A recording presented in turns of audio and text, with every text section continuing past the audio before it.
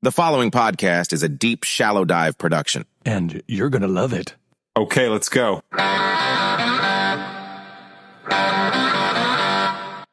What's happening, people? Thursday. I know. I've missed 2 days this week. I'm not happy about it. I'm really not happy about it. But I will tell you, Bookmania is actually getting a little exciting. Things are off to a nice start.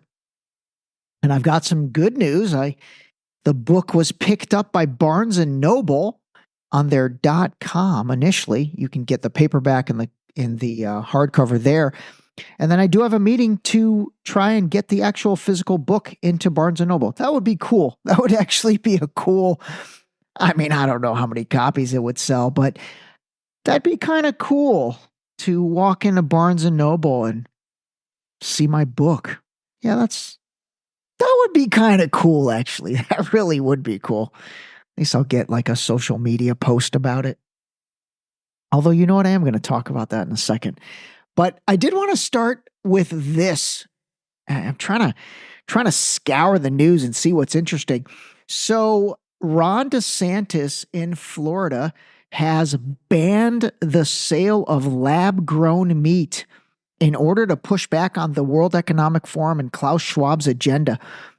This is pretty interesting, man. Ron DeSantis, I don't know, this guy, he's funny to me. I'll give you my honest take on him.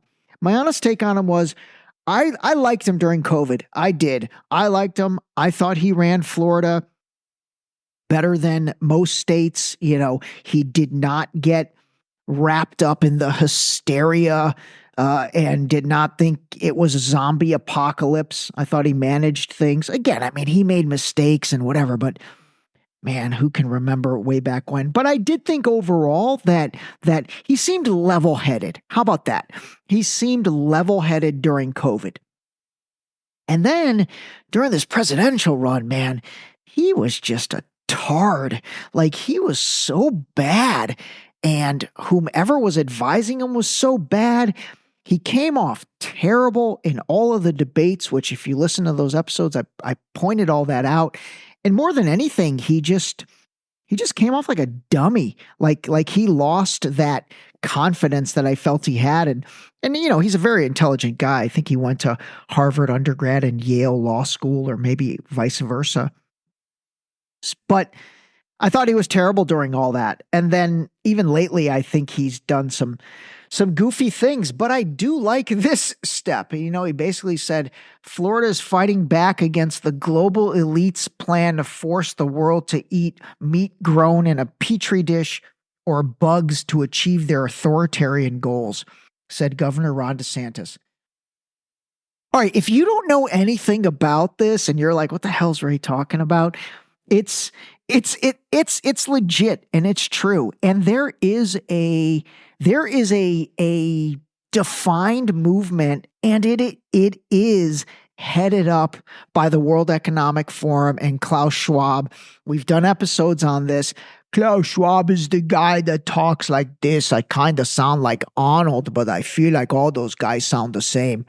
And like, this guy has authoritarian global elitist goals. He does. And if you don't know what that means, basically that means having a group of people that think they know better than the rest of the world and want to create policy for the rest of the world and want to say, hey, we're smarter than you guys. So we're going to tell you what you can eat and what you don't. And there's a lot of folks that are part of this club. And this fake meat thing was a huge initiative for them. That's why, like, farmers have been so pissed off. And, you know, all these cows, like all of a sudden in Texas, there'll be a crazy fire and like 80,000 cows are killed. This stuff is not on accident. It's not. It's by design. And there has been a concerted effort by the World Economic Forum to create this fake meat stuff. And I don't know. I'm not a fan. I'm not a fan. I'm not a fan of the plant-based meats. Like when they first came out, which was ironically during COVID, man, everything seems to like Everything is starting to come back to COVID. Interesting. Was COVID a case study for what's next? Was 2020 to 2024 a case study for 2024 to 2028? Oh, man. Oh, mama, there goes that man again. Anyway, what I was saying was, remember Impossible Burgers and Beyond Meat and those stuff, the quote unquote plant-based stuff. When that stuff came out, I tried them a lot and ate them a lot, actually. I was like, okay, cool. I'm going to do this. I'm going to do it for a month. And I will tell you, they did not pass the smell test. Literally. And what I mean by that is, if you listen to the Deep Shallow Dive health episode, or one of the other episodes where I talked about a good way to, honestly, I know this is kind of gross, but a good way to analyze the quality of what you ate the night before. I don't care if you went to Mastro's and paid $300 for your dinner, or if you went to Carl's Jr. and you paid $5 for your dinner. But a good way to tell if what you ate was clean or not is basically how your number two smells and looks the next day, especially smells. The smell is the perfect analyzer of that. And when those Impossible Burgers and Beyond Meat came out, and I had a lot of them, I can tell you this, they did not pass the smell test that next day.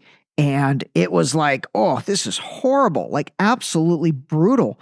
And so to me, whatever preservatives and additional crappy materials they put in there, that stuff obviously is not being received well by my body, because they did not present a pleasant smell for my olfactory senses. So try it yourself. If anybody wants to take me up on this and do a test, or if you eat these Impossible Burgers or Beyond Meat burgers, I don't see a lot of people eating these much anymore. I'll have to take a look at the stock price and see. One of those companies went public. I don't know if the other did, but that stuff is not good. That stuff is not good. So anyway, I'm not a fan of any of this like fake grown stuff. I like to keep it real. And I like to keep it real with my meat and my podcast. So, all right, let's move on. I did want to talk about social media for a second, because it's been interesting. My own progression on social media. And really, I'm talking about Facebook, Instagram, and I'm not that active on LinkedIn, and I've never really been that active on LinkedIn, to be honest. And I think part of that, I actually am upset at myself for not having taken that platform a little more seriously over the years. But I think that's because that platform, as an entrepreneur, all I get hit up with is, requests for people wanting to do stuff for me. And again, I appreciate that. That's great.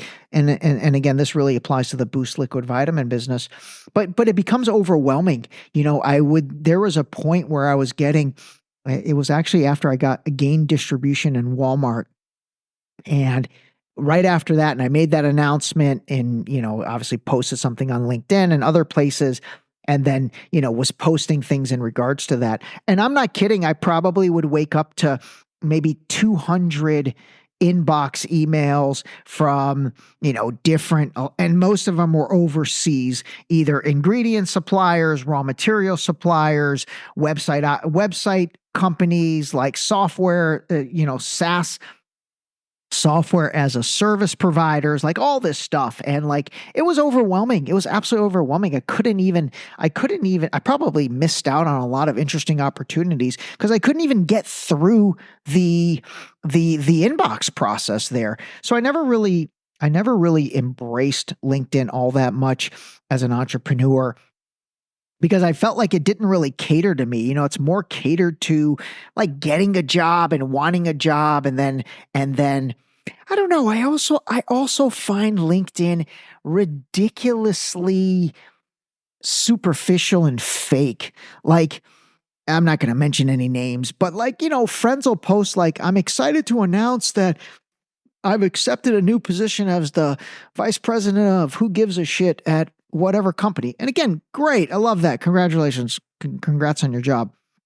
But it's like, I guess it's like everybody's on their best behavior on LinkedIn. It's like somebody posts something like that and it's, you almost feel obliged to like it and chime in. Great work. They're so lucky to have you. Great job, team.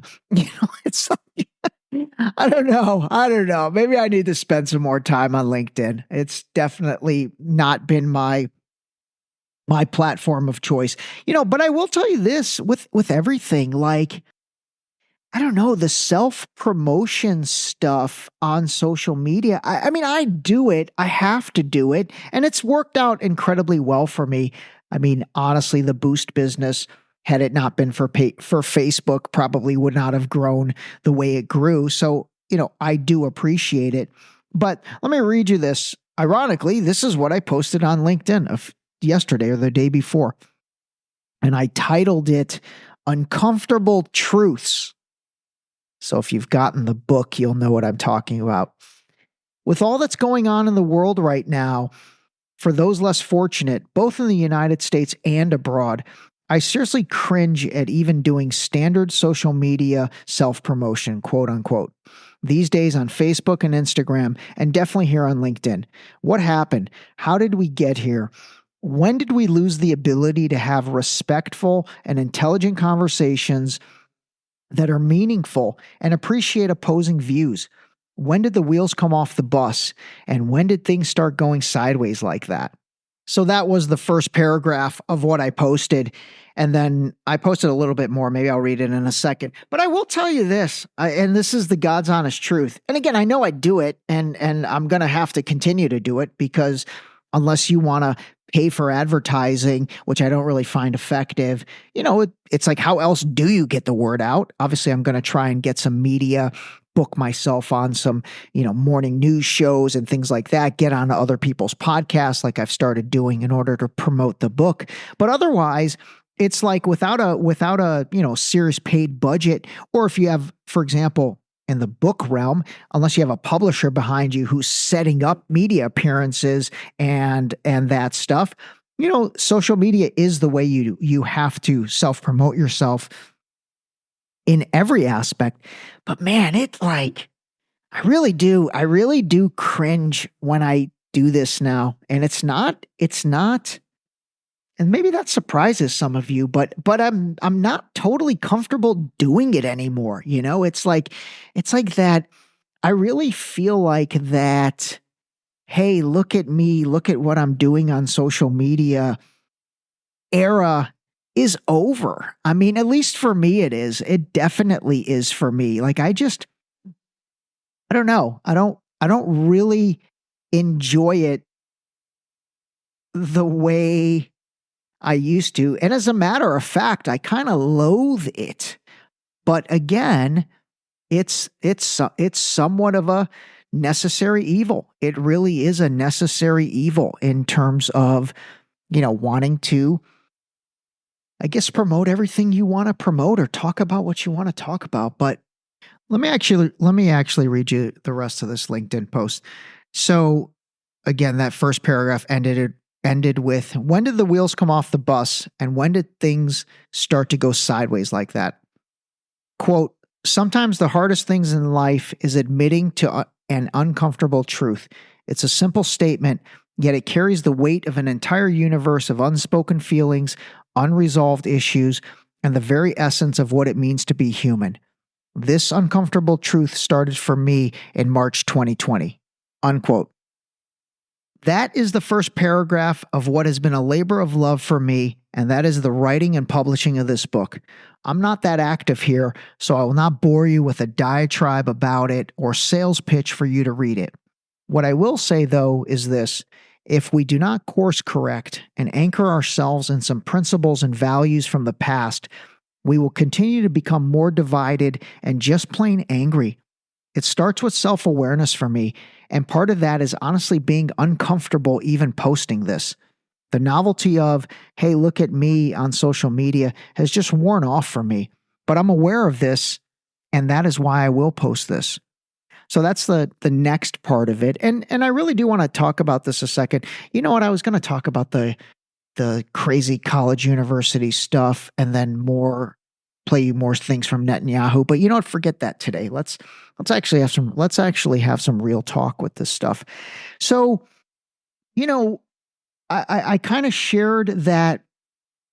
And again, I'm going to be totally transparent about this. I kind of shared that, you know, when I first wanted to write this book, it was just a marketing play for me. It really was. It was like, okay, here's something I can do. I see authors getting press, and this will help me scale the podcast. And when I really got into it, that's when it took over. It started just kind of pouring out of me, and it almost became as crazy as this sounds, it almost became therapy that I started doing on myself. And I've never done professional therapy. I'm sure a lot of people, especially people I've dated, probably think I should have gone to professional therapy. They may be right. I don't know. But I never have.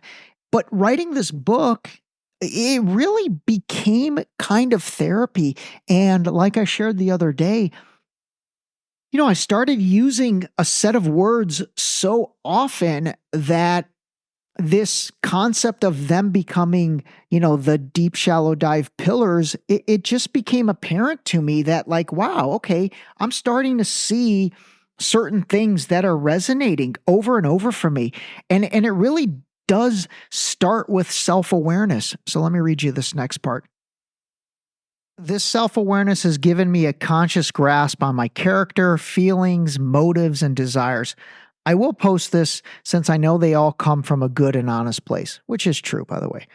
Like many others, the past 4 years have been up and down for me personally and professionally, but that has built my resilience and enabled me to adapt, pivot, and honestly become more introspective with myself. That's a good thing. I feel more alive because of it. My senses are awake. Sorry. It has also cemented my authenticity with the world, and more importantly, with myself. I'm true to my personality, values, and spirit. I feel like I've always been authentic. I really do, actually. But the increased self-awareness and resilience I've built up over the past 4 years has taken this to another level. For that, I'm grateful. Okay, so that was the next part of it. And, you know, it really does, like, honestly, I hope that through listening to this podcast, or if you decide to read the book or whatever, I hope that, like, I just want you to think. I really do. Like, I feel like we're at an age. I don't think I have I don't think 20-year-olds are listening to my podcast. Probably not even 30-year-olds. I mean, I see the data, and my primary segment is 45 to 54, and then it's kind of a toss up between 34 to 45 and then above 55. But I really think my wheelhouse is the 45 to 54. So, you know, we're at an age where, I don't know, man, I feel like the best is yet to come for sure. But like, it's time to think about things through a different lens. You know what I mean? And almost like just get really in touch with yourself and what you're all about, you know?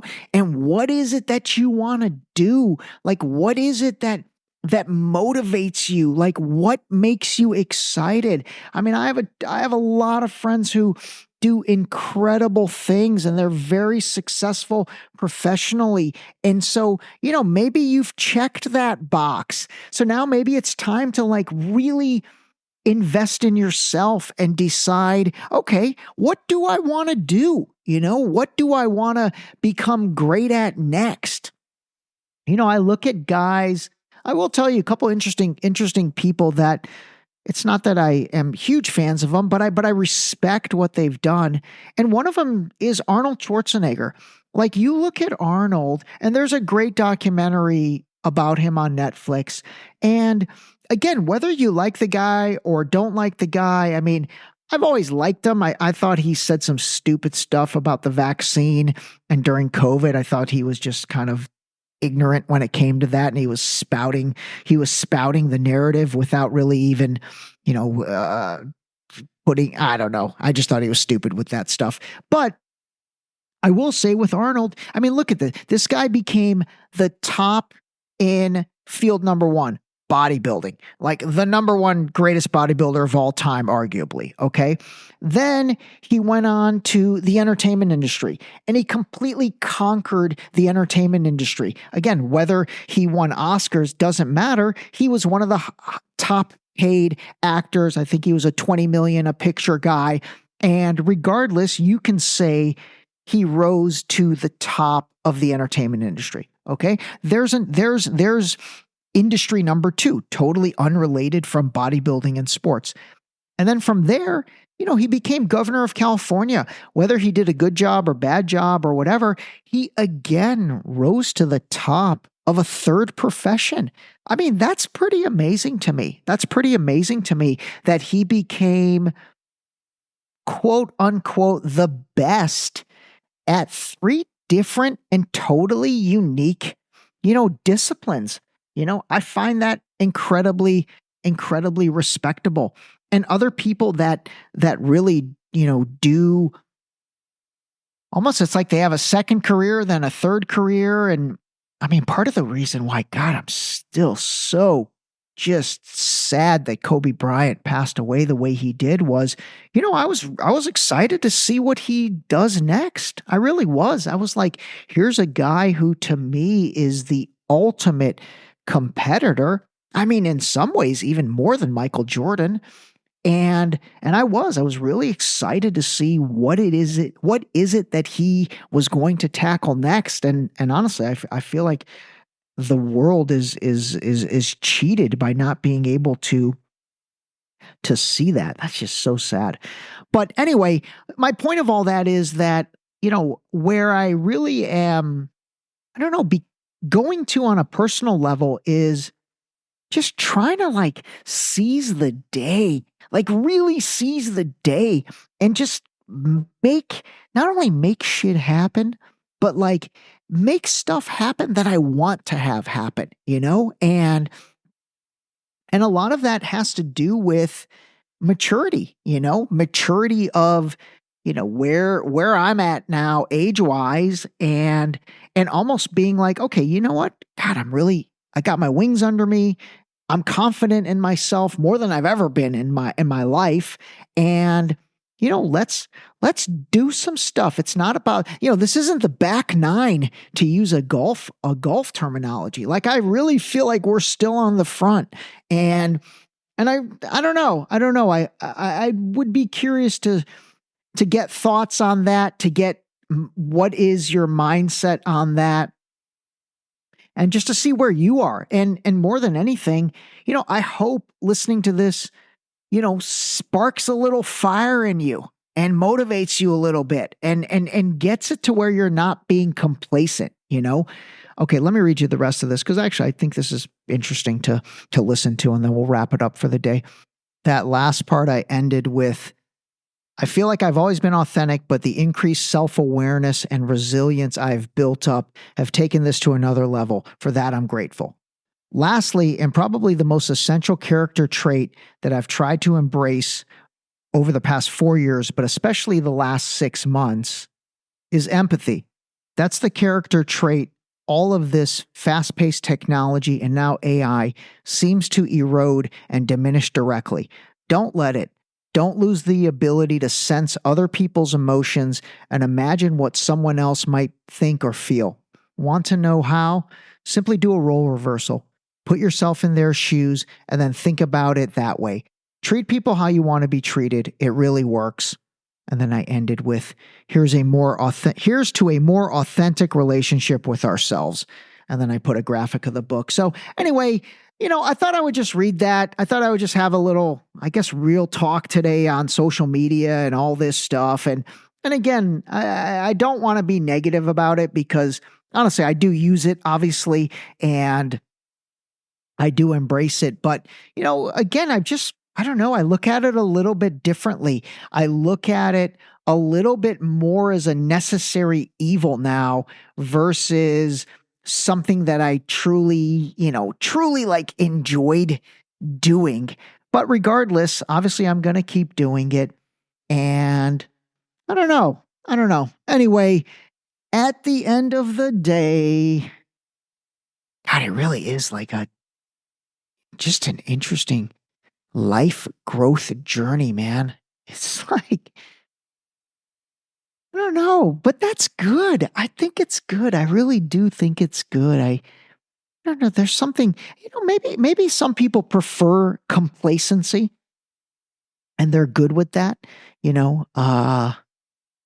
I don't know. I'm just not one of those people. I'm just not. And when I find myself getting complacent, that's when I don't know, I feel bored. I really feel bored. And it's like when I find myself more kind of with that fire, it really is, man. God, I wish Colby was still here. I love that Black Mamba mentality.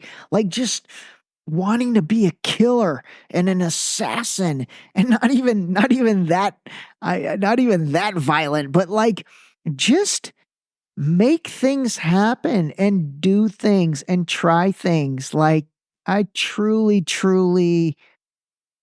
I don't know. Man, holy rambling episode a little bit today, but anyway, that's okay. We'll get back to other things.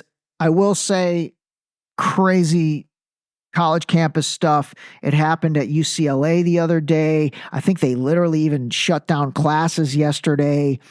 This collegiate campus, religious civil war stuff, I'm telling you, I think there's ulterior motives going on with this, and we're going to dig into all of that. All right, everybody, call a spade a spade. I welcome your thoughts. Talk to you soon. The ending was terrific. This episode was brought to you by the new book, Deep Shallow Dive into You, available now on Amazon in hardcover, paperback, as well as via Kindle. Pick up your copy today of Deep Shallow Dive into You, a guide to having a more authentic relationship with yourself. Turns out it is indeed true. Bro wrote a book.